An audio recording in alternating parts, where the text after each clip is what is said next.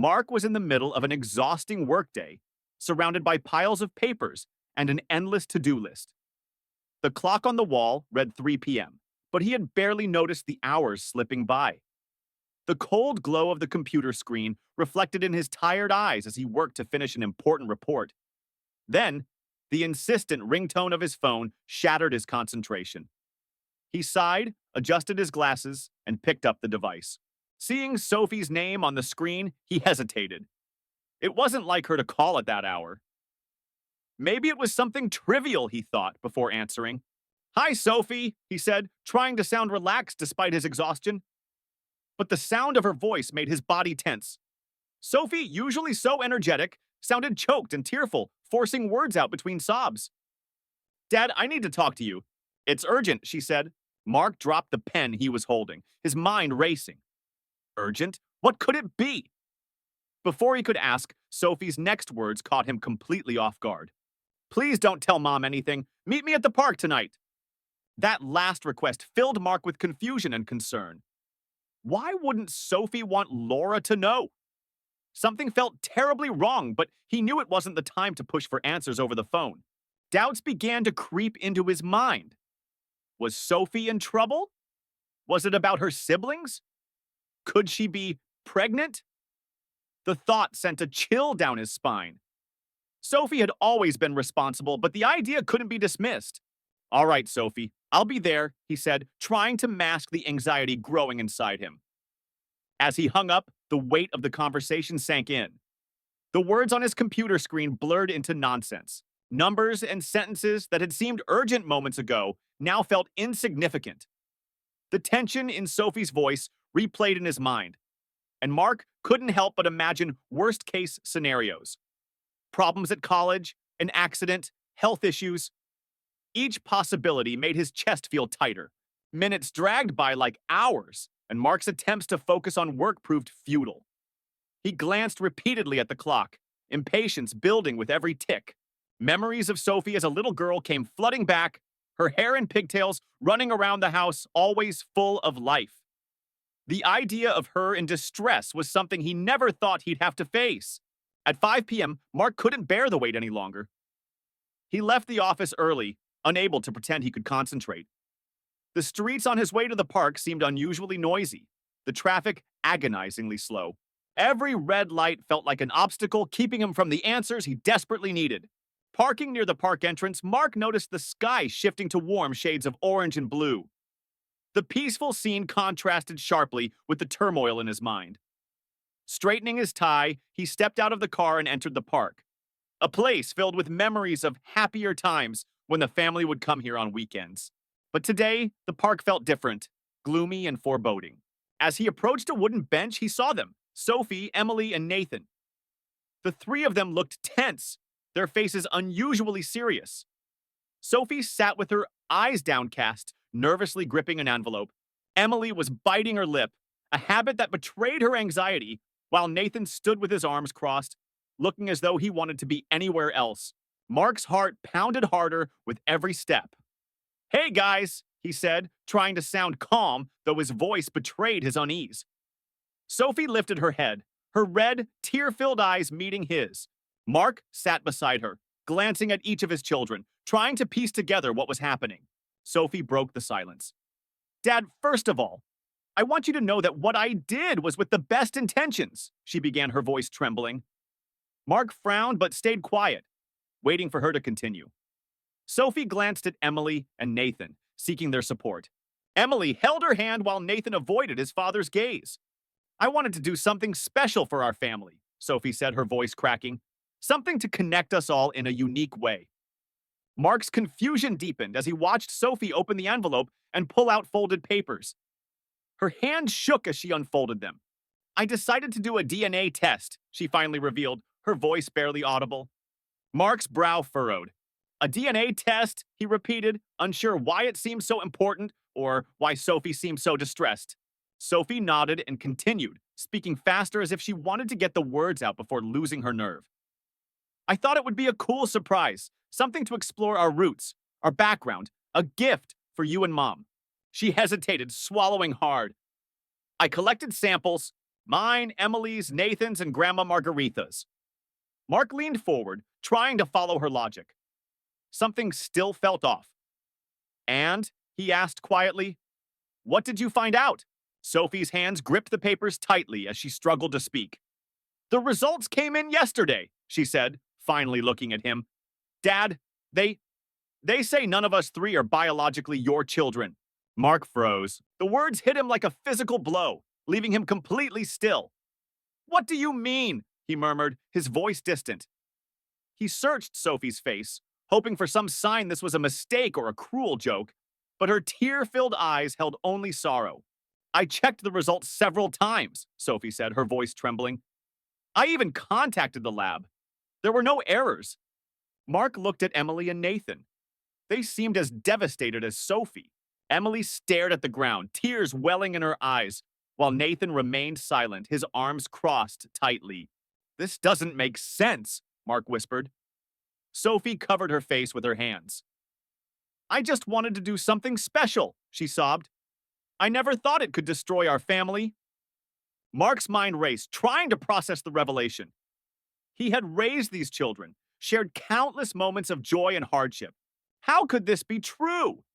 Silence hung over the group, broken only by the rustling of leaves and distant laughter from the park. Mark closed his eyes, feeling the weight of a truth that threatened to unravel everything he believed. One question echoed in his mind. If they're not my biological children, then whose are they? Mark left the park feeling like he was in a daze. The warm tones of the sunset now felt oppressive, and Sophie's words played over and over in his head. At home, he entered quietly. Laura was in the kitchen, stirring something on the stove, oblivious to the storm he carried inside. Laura, he said, his voice hoarse and low. She turned, surprised by his tone. What happened? Are you okay? She asked, drying her hands on a towel. Mark stared at her, trying to find the right words. Sophie did something that revealed a truth I never thought I'd have to face, he began. Laura tilted her head, confused. What truth? Mark took a deep breath. She had a DNA test done, as a gift, to explore our genealogy. But the results... He paused, struggling to say it. The results showed that none of our children are biologically mine. Laura's face froze, disbelief quickly replaced by shock. What? That can't be true. There must be a mistake. Mark's tone sharpened. It's not a mistake, Laura. Sophie confirmed it with the lab. Laura's eyes filled with panic. She took a step back, as though physically struck. Mark, she began, but her voice faltered. Mark clenched his fists, his voice cold and steady. I need the truth, Laura. Mark's voice was steady, but carried the weight of his emotions. I need to know what happened, and I don't want half answers. Laura tried to hold his gaze, but something in her posture betrayed her. She brought her hands to her face, as if trying to shield herself from the shame now rising to the surface. It wasn't supposed to happen, she began, her voice trembling. I was alone. You were always traveling for work. The days were long, and I felt invisible. Mark didn't interrupt, though each word felt like a direct blow to his heart. He remained still, waiting for her to continue. I'm not trying to justify what I did, Laura said through tears. But there was a moment of weakness. It was a confusing time. I gave in, and She began sobbing, unable to finish. But Mark wasn't about to let her off the hook. How many times, Laura? He asked, his voice low but full of emotion. With whom?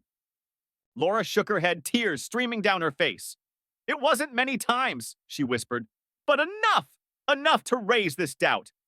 Enough to make it so that none of my kids are mine, Mark finished for her, his voice now steady but filled with pain. He ran a hand over his face, trying to calm the storm inside him. Laura's revelation confirmed his worst fears, but left him with more questions. Who were Sophie, Emily, and Nathan's biological fathers? And why had Laura kept this from him?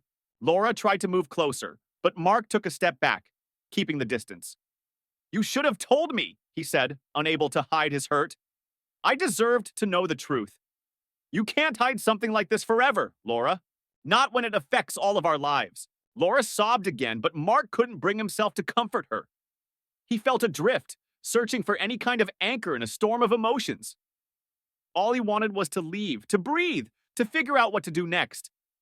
He gave Laura one last look before grabbing his car keys. "I need some air," he said simply. Without waiting for her response, he left, leaving Laura alone with her tears and regrets. Mark drove aimlessly through the city streets, the hum of the engine filling the silence in the car. His mind raced with thoughts and memories. Scenes from his life with Laura replayed in his head. The times he thought he was building a solid family, the nights he came home late from work but still hugged the kids before bed. All of that now felt shrouded in doubt and betrayal. He parked on a quiet street, the distant city lights flickering like faint beacons. Resting his head on the steering wheel, he took a deep breath, trying to steady himself. But one question kept echoing in his mind. Now what? What do I do with all this? After a while, he decided to go back home. Not because he had found answers, but because running away wouldn't solve anything. As he walked in, the house was enveloped in heavy silence. The living room lights were still on, but Laura was nowhere to be seen. Mark climbed the stairs slowly, his footsteps echoing in the empty hallway. He stopped at the children's bedroom door, hesitating before entering. Inside, he found Sophie sitting on the edge of the bed, holding a photo album. She looked up, her eyes puffy from crying. "Dad," she began, but Mark raised his hand gently, signaling her to wait. He sat next to her, his gaze falling on the album. It was a collection of moments that now felt both precious and painful. "Do you remember this trip?" Sophie asked, pointing to a photo of the family smiling in front of a snow-covered cabin. Mark nodded, a sad smile forming. "It was the first time you all saw snow," he said. "You and Emily spent hours making snowmen while Nathan complained about the cold." The memory brought a flicker of warmth to the heaviness in his heart, but reality quickly pulled him back. "I messed everything up, didn't I?" Sophie whispered, guilt heavy in her voice. Mark turned to her, placing a hand on her shoulder. "No, Sophie, you didn't ruin anything.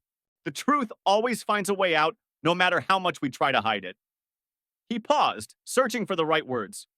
"What matters is how we deal with it."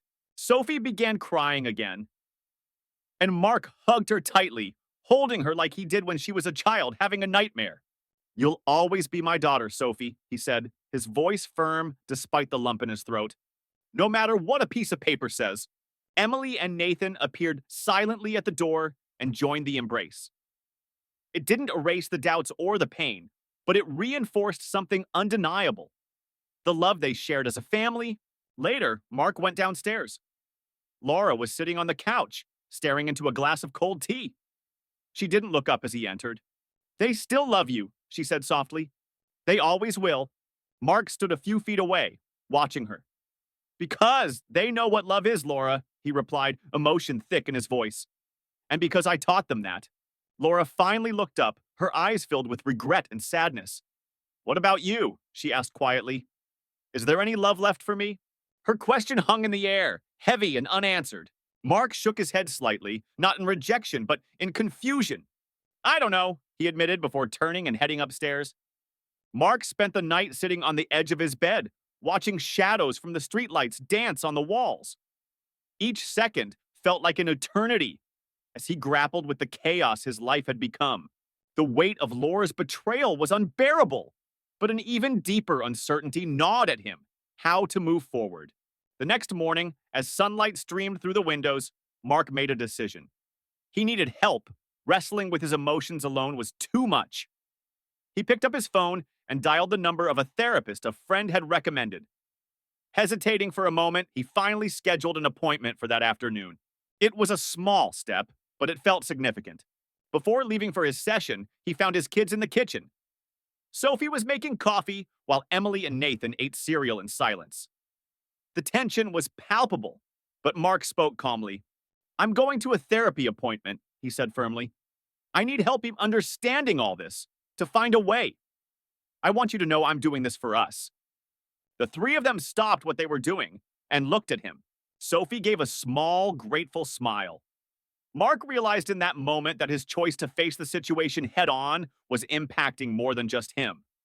His kids needed an example of resilience, and he was determined to provide that. In the therapist's office, Mark sat stiffly in a comfortable chair, feeling vulnerable and exposed. The therapist, a calm-voiced woman named Claire, observed him patiently. Mark, where do you want to start? She asked gently. Mark took a deep breath, his hands clasped tightly. I found out my kids aren't biologically mine, he began, his voice trembling slightly. And my wife, Laura, cheated on me years ago. Now everything I thought I knew about my family feels like a lie. Claire remained quiet, encouraging him to continue. But what hurts the most, he added, is that I still love them. All of them. My kids, of course. But Laura, too. And that makes me feel weak. Like I have no dignity. Claire leaned forward slightly, her expression understanding. Loving someone after a betrayal isn't weakness, Mark. It's a reflection of your heart, of the man you are. Love doesn't erase pain or the need for boundaries, but it doesn't just disappear because it's been challenged. Her words offered him some consolation, but Mark knew his journey was just beginning. The session continued as he unpacked memories of his marriage, moments of neglect, and choices that had driven a wedge between him and Laura. When he returned home, Laura was waiting for him. She sat on the couch, her hands gripping her knees. Mark, can we talk? She asked hesitantly. He sat in an armchair across from her, maintaining a respectful distance. I went to therapy today, he said, breaking the silence. Laura looked up, surprised. And I realized something, he continued. I can't make decisions about our future based solely on the pain I feel right now. I need time. Laura nodded, tears welling in her eyes. I understand, she whispered, and I'll wait as long as you need. Mark didn't respond, but his silence wasn't rejection. It was the silence of someone determined to face what lay ahead with intention and care. He stood and went upstairs, feeling for the first time in days that he had some control over his path toward healing. Sophie, you can't mean that, Laura protested, her voice trembling. We're a family, and we'll keep being one, Sophie said firmly. But Dad has always been our anchor. He's been there for us, even when things were tough. We want to stay with him. Emily and Nathan nodded in agreement, though their faces showed the strain of the situation. Laura tried to argue, but her words lacked conviction. She could feel it. She was not only losing her husband, but also the daily presence of her children. On the day Mark left with the kids, the silence in the house was overwhelming. Laura stood by, watching as they packed their belongings into the car, feeling utterly helpless. Before getting into the driver's seat, Mark approached her. His words were sincere. I'll never stop them from seeing you, Laura. You're their mom, and that will never change. But now, I have to move on and give them the stability they deserve. Laura nodded, unable to find the strength to reply. She stood on the sidewalk, watching the car pull away, taking not only her husband, but her children with it. The distance between them grew, leaving her standing alone, engulfed by the weight of her choices. The following months were filled with new beginnings. Mark devoted himself to creating a warm, welcoming home for Sophie, Emily, and Nathan. He worked to maintain a respectful relationship with Laura and encouraged the kids to visit her often. But the pain of separation lingered, and each member of the family coped with it in their own way. Over time, Mark discovered a new strength within himself. It stemmed from his unwavering commitment to his children and his determination to move forward despite the hardships. Laura, on the other hand, began searching for meaning in her new reality, coming to terms with how her actions had led to her loneliness. In the end, they all learned that love and family can weather storms, but sometimes rebuilding bonds requires laying them on new foundations. Despite the scars left behind, the painful truth offered them a chance to start over. They learned to find hope in the aftermath of heartbreak and to cherish the love that remained. Thank you for reading. If you enjoyed this story, don't forget to subscribe to the channel and turn on notifications so you won't miss any updates. See you next time.